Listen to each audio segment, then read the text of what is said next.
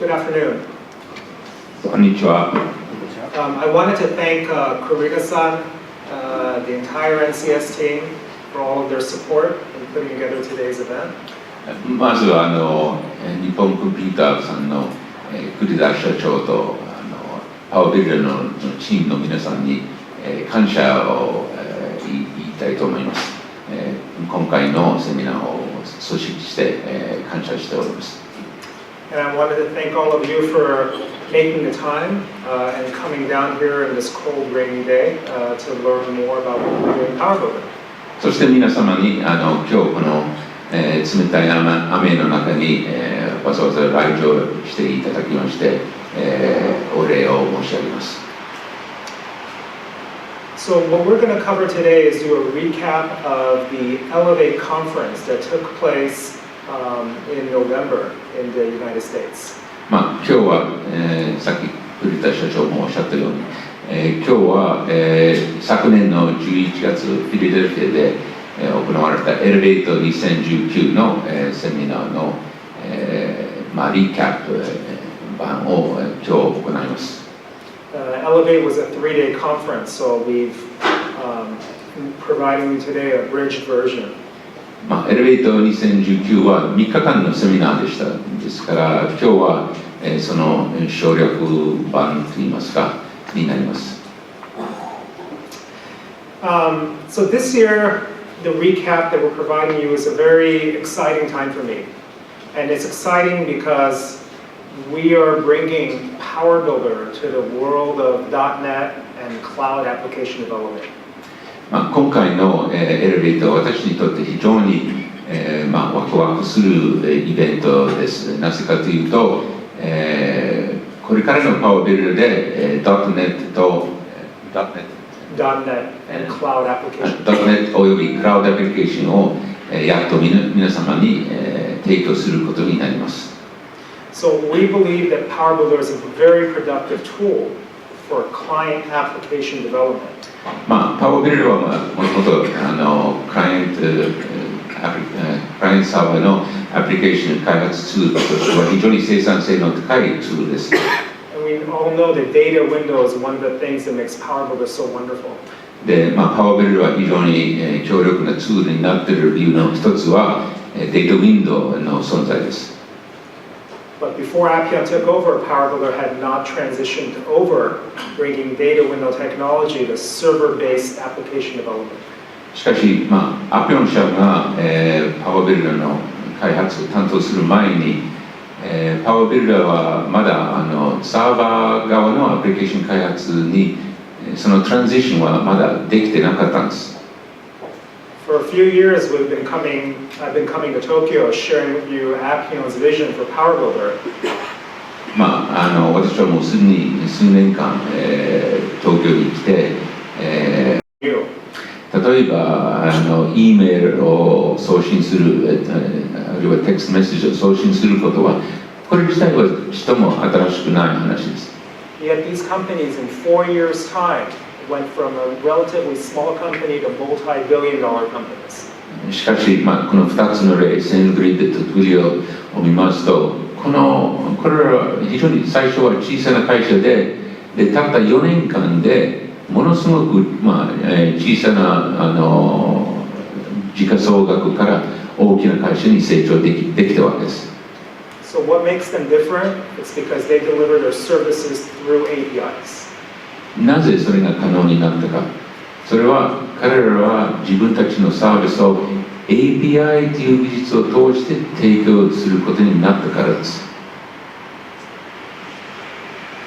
So we're providing a new data window called the .NET DataStore. Appeon 社はさっき申し上げたように新しいデータウィンドウを提供します。それは .NET DataStore と呼んでいます。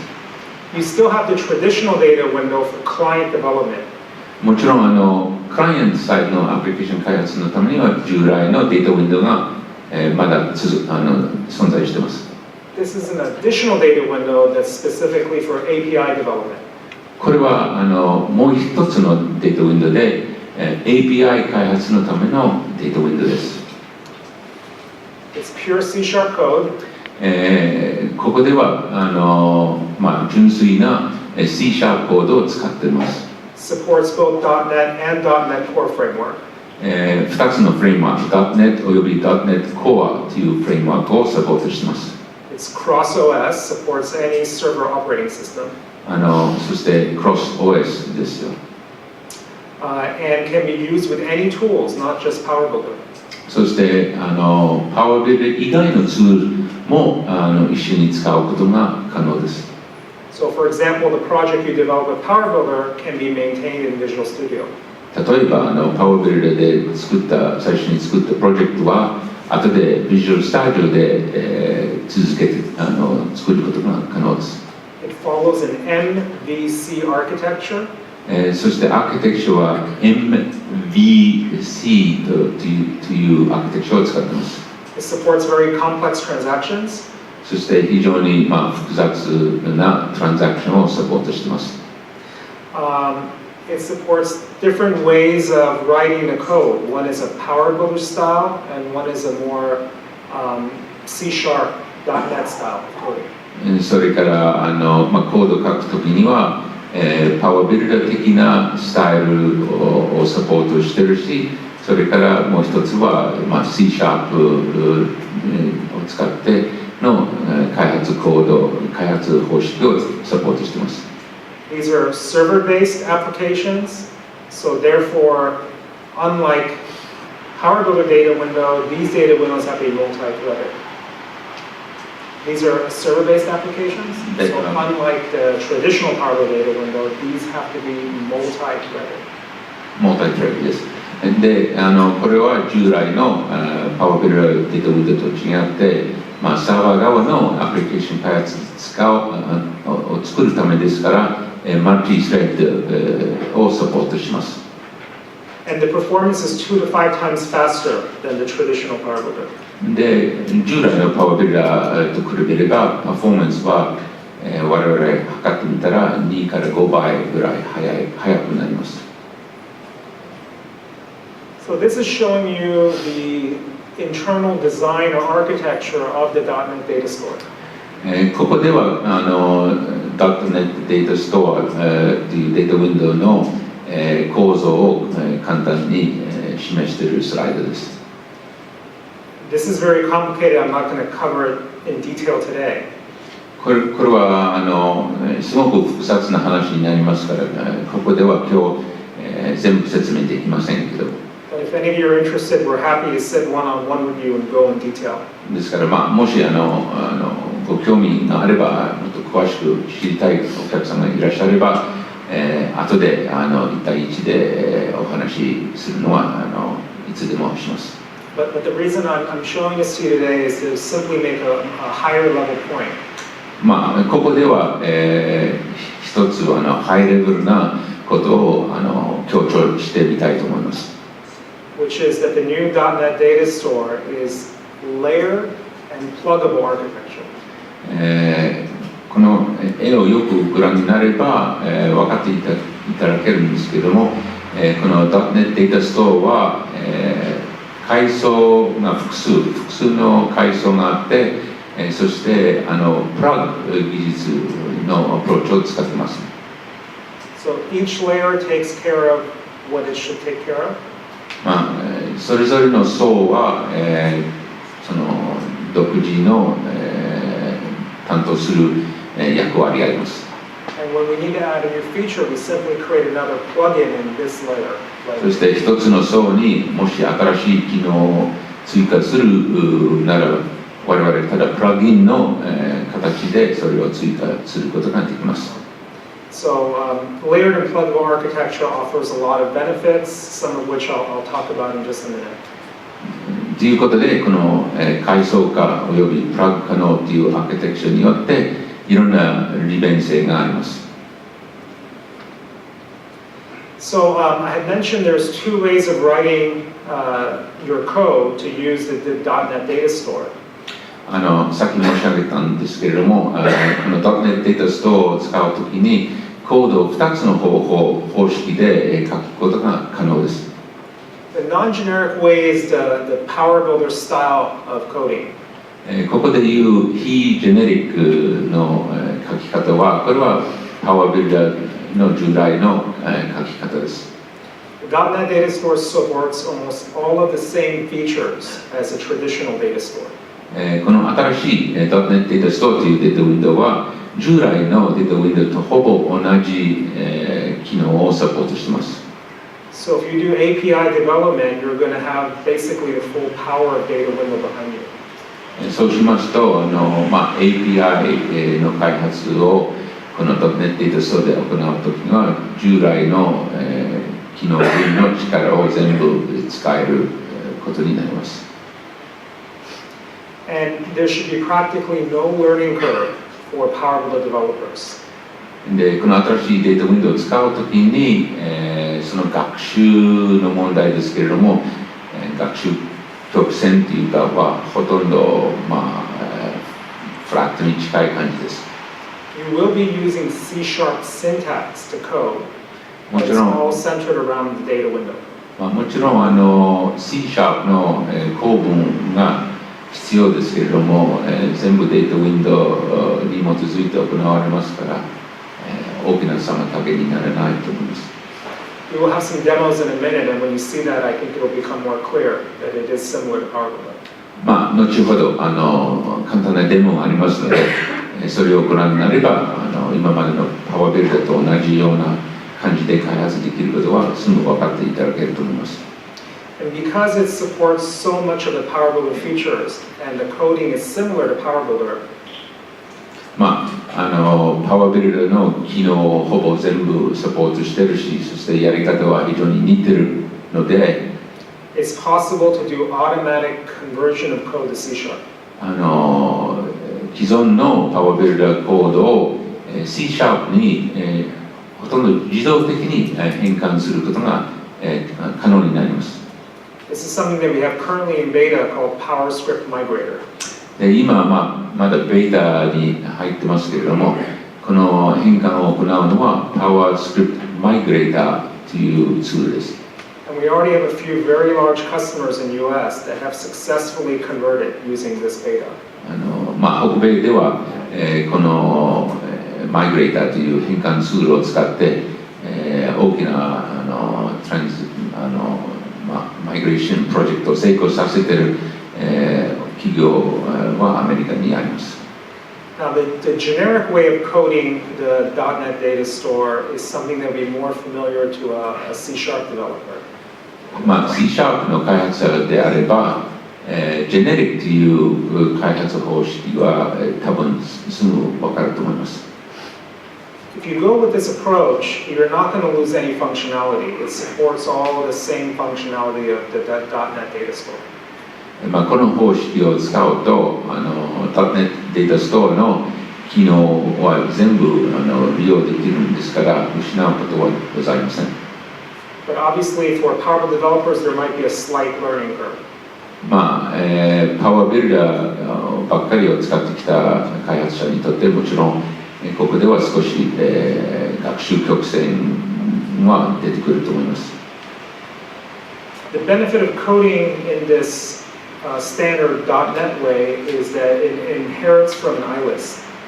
この .NET の、コード開発方式には、ILIS から継承するところがあります。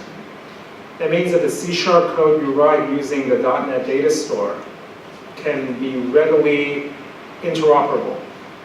そうすると、.NET DataStore から使うデータ、ILIS から継承したものは、統合しやすい。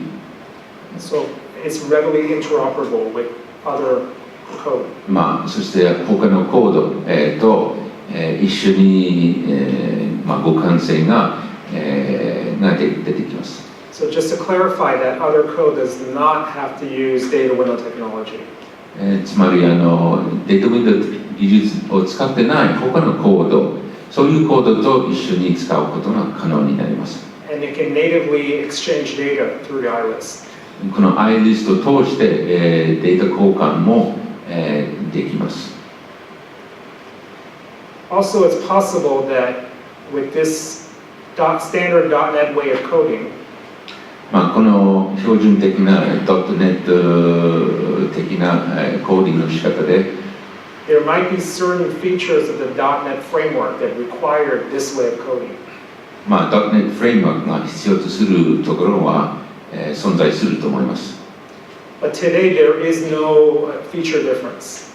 しかし基本的に機能の面では、差異がございません。But I'm just making the point that it's possible in the future there may be. しかし将来は、そういう差異が出てくる可能性もあります。Now, when you're doing server-based applications and APIs, transaction management is important. サーバー側のアプリケーション開発を行うときには、トランザクション処理は非常に重要な問題になります。Transactions can get very complex. ご存知かと思いますけれども、トランザクションは非常に複雑なものになりかねないです。A unique feature of the .NET DataStore is supporting complex automatic transactions. この .NET DataStore は非常に複雑な、トランザクションをサポートすることができます。So what is a complex automatic transaction? ここで申し上げた複雑でそして自動的なトランザクション処理はどういうことかというと、So complex would be a transaction that has one data window, embedded SQL, a second data window, maybe there's a line of C# code. 複雑というものというと、そのコードの中に一つのデータウィンドウ、データストーリージと書いてある、あるいは SQL が入っている。そしてもう一つ、データストア2というもう一つのデータウィンドウがあって、そしてもしかしたら C# のコードも入っている。And automatic means you're not coding commit and rollback. で、自動化されているトランザクションというのは、コミット、そしてロールバックはやってないという意味です。So to do transaction management, you simply register with the framework we provide what it should track. ここで何がトラックすべきなのか、それを登録することによって、こういう処理は行うことができます。All it takes is one line of code, and it's essentially a list of what to track. でここに、1行のコードしかいりません。何が、トラックすべきか、全部この1行に入っているわけです。That's all you need to do to have transaction management in your API. これで API の中のそのトランザクションの管理が実現されます。If your business logic changes and now you need to add more data windows, もしアプリケーションのビジネスロジックが変われば、データウィンドウを増やす必要があれば、you don't have to recode the transaction management logic. このトランザクションのマネジメントのロジックは、それを作り直す必要ないです。You simply would add another .track datastore 3, .track datastore 4. ここに示されているように、例えば .track datastore 何々とか、あるいは .save changes とか、そこに追加するところだけ必要です。Now, the new architecture I shared with you about layered and pluggable. さっき新しいアーキテクチャは、階層化されている、そしてプラグ可能の、アーキテクチャを使っている人と申し上げましたけれども、It supports physical separation of your data, templates, and user interface. このアーキテクチャで、データ、テンプレート、そして UI の物理的な分離をサポートしています。And we've designed it to be very efficient, loading and unloading what it needs as necessary. そしてロード、アンロード、これは非常に効率的になっています。So this not only consumes less memory, but offers better runtime performance. メモリをより少なく必要とするし、そしてパフォーマンスが上がりました。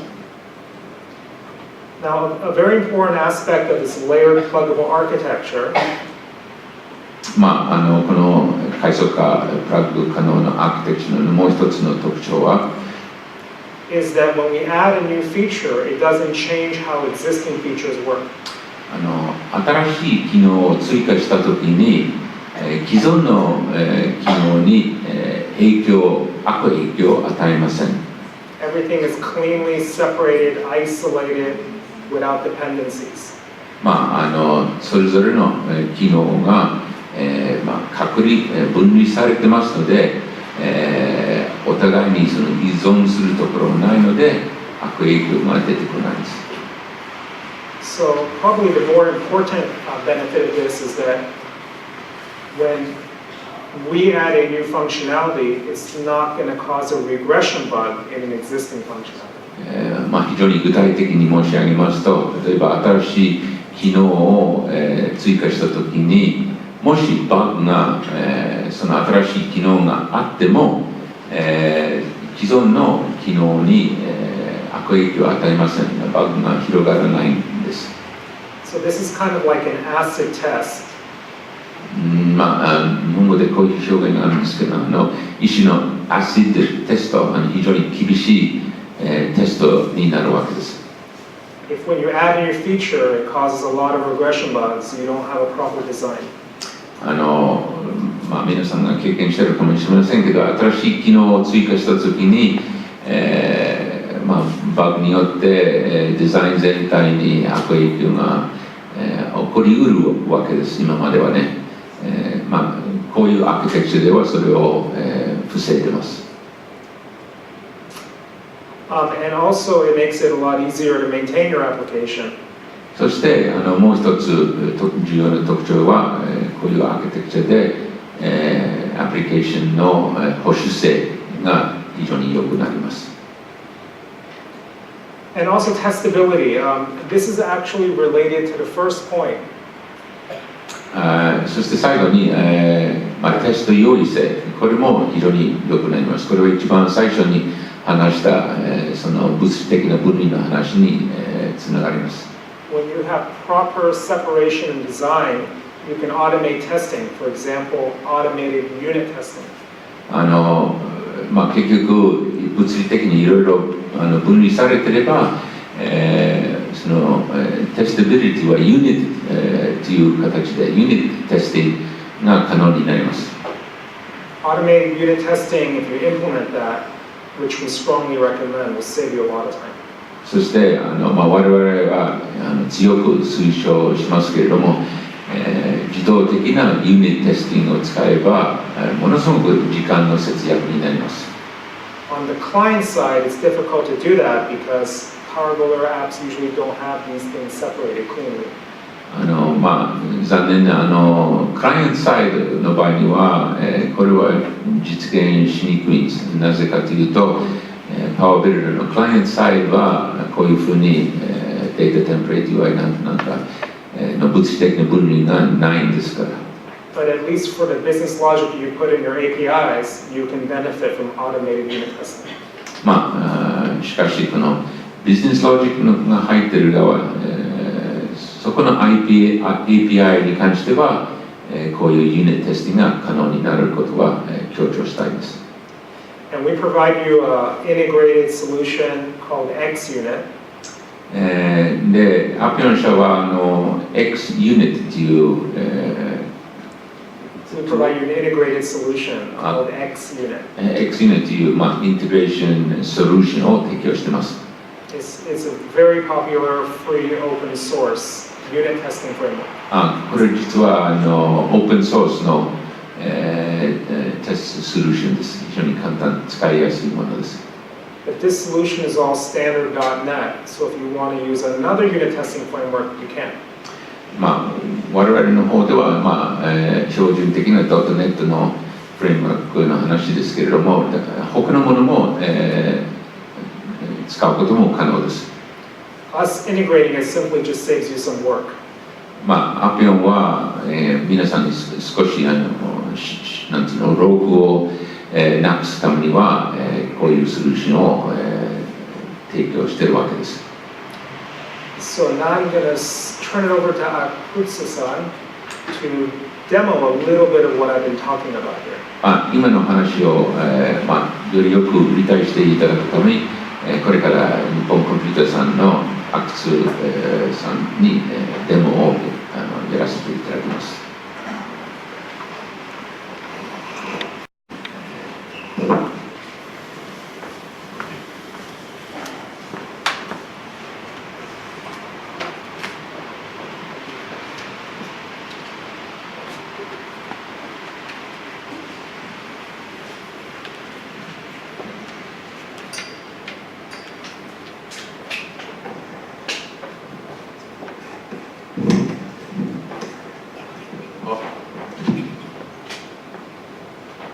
日本コンピュータシステムの阿久津と申します。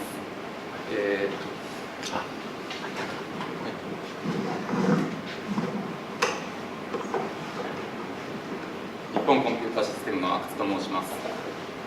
それでは先ほどアーミン CEO から、説明がありました.NET データストアについて、本当に簡単ですが、説明させていただきます。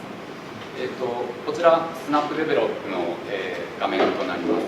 で今回は、.NET データストアのモデルについて、簡単に説明します。今、表示されているものが、モデル .NET データストアのモデルになります。こちらは実際にはデータウィンドウのソースから変換されます。ご覧のように、クラスとして、データウィンドウが定義されているんですが、それぞれのデータウィンドウの設定というものは、こちらの大括弧ですね、に作られている、属性、英語で言うとアトリビュートという形で、定義されています。こちらは C# の標準的な、技術方法でして、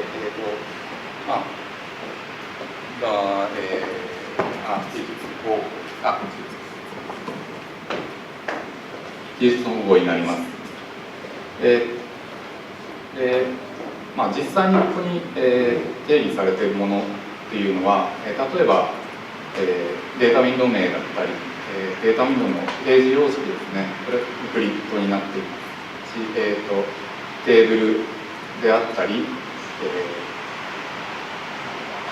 相当条件であったり、あとはクラスの中には、カラム、キーカラムであったり、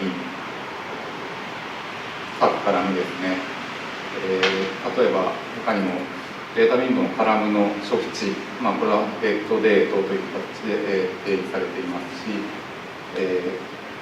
こちらはデータウィンドウの計算フィールドですね、文字結合をしていますが、こちらもこのように、変換されています。それからですね、こちらにカラムプレイスホルダーっていうのがあるんですが、こちらデータウィンドウのソースだと、実際にカラムが羅列されていたり、SQL が書かれていたりするんですけども、こちらはプレイスホルダーになっていて、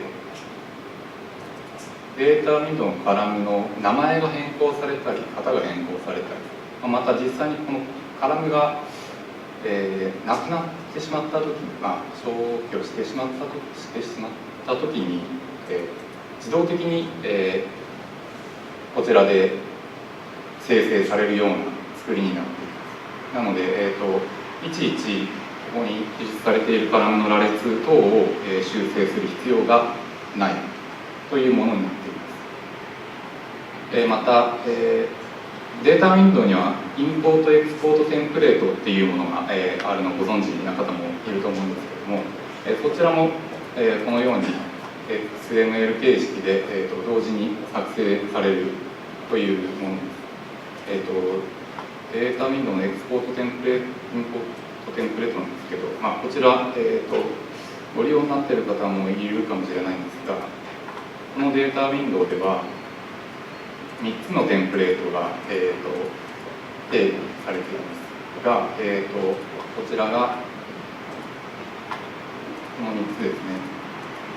このように、データウィンドウの変換によって、作成されます。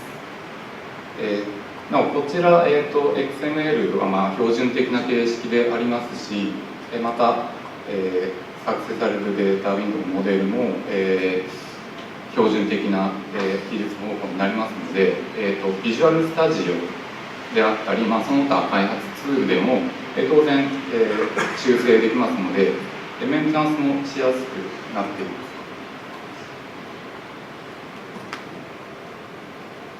す。それからですね、先ほどアーミン CEO の、説明にもありましたが、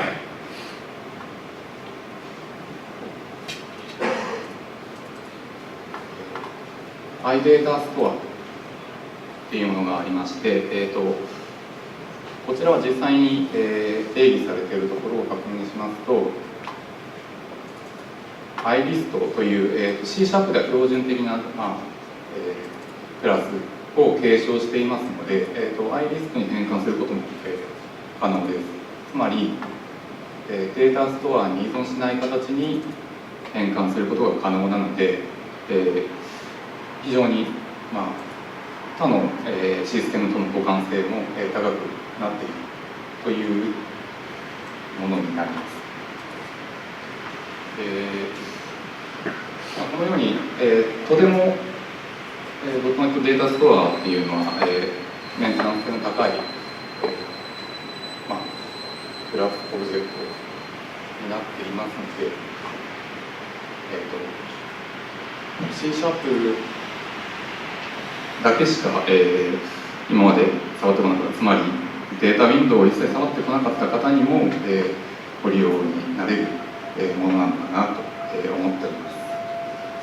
本当に短いですが、以上で説明を終わりにさせていただきます。